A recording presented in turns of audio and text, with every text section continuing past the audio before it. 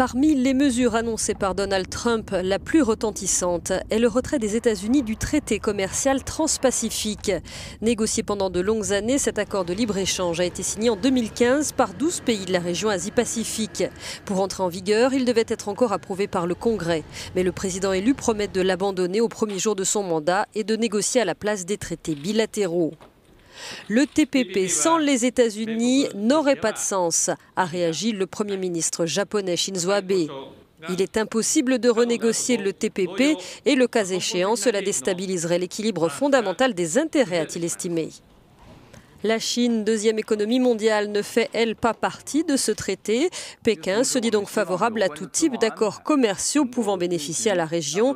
Nous espérons que ces accords commerciaux suivront les règles de l'OMC, a cependant dit le porte-parole du ministère des Affaires étrangères.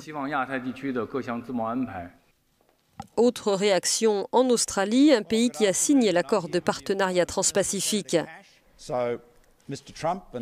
Donald Trump et le nouveau Congrès prendront leurs propres décisions dans l'intérêt des États-Unis, a dit le Premier ministre.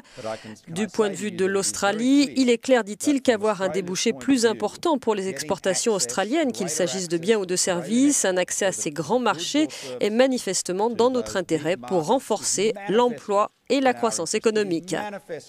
Delivering more jobs, better jobs and stronger economic growth in Australia.